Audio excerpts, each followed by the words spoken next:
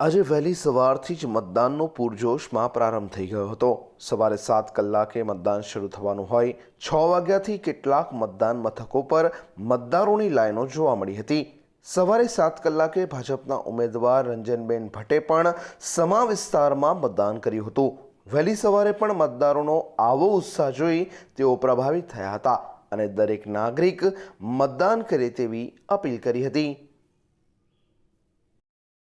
જે પ્રકારે લાંબી લાઈનો જોવા મળી છે, શું કહેશો? લાગી રહ્યું છે કે મતદાર જાગૃત થઈ રહ્યો છે અને પોતાનો મતાધિકારનો ઉપયોગ કરી અને હવે લોકશાહીને મજબૂત કરવા પ્રયાસ થઈ રહ્યો? બિલકુલ, વડોદરા લોકસભાના મતદારો ખૂબ જાગૃત છે।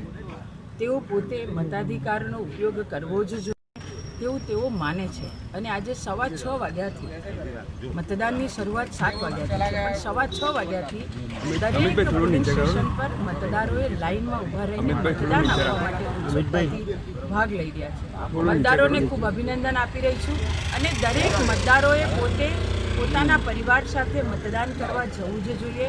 આપના માધ્યમથી મારા મતદારોને વિનંતી, આપ આપનો મતાધિકારનો ઉપયોગ અવશ્ય કરો અને પરિવાર સાથે મતદાન કરવા જાઓ। આજે ખૂબ મોટી સંખ્યામાં ફર્સ્ટ ટાઈમ વોટર પણ છે અને તેઓનો ઉત્સાહ પણ ખૂબ છે અને તેઓએ નક્કી કર્યું છે કે અમે વડાપ્રધાન નરેન્દ્રભાઈ મોદીજીને વડાપ્રધાન બનાવવાના છીએ અને અમારી લોકસભાની ઉમેદવાર ભારતીય જનતા પાર્ટીની રંજન ભટ્ટને મત આપવાના છે।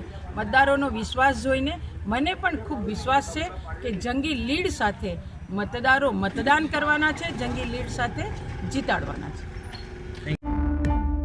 સબસ્ક્રાઇબ કરો ફેક્ટ ફંડ ન્યૂઝ ચેનલને અને YouTube ઉપર બેલ આઇકન દબાવી સમાચારોની તમામ અપડેટ મેળવો।